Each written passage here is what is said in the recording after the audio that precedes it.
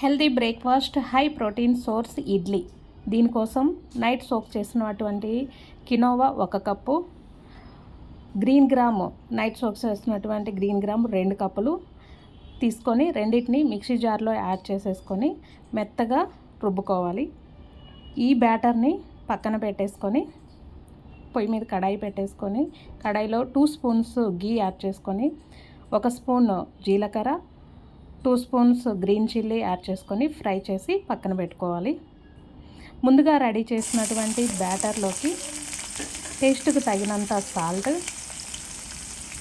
And దాంతోపాటు 1/2 spoon వంట soda, carrot 1 cup,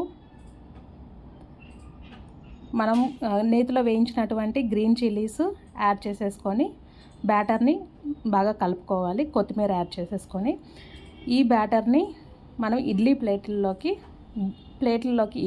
గీ రాసేసి బ్యాటర్ని పెట్టాలి.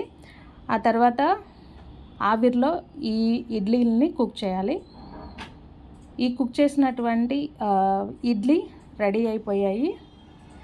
Healthy breakfast high protein source idli.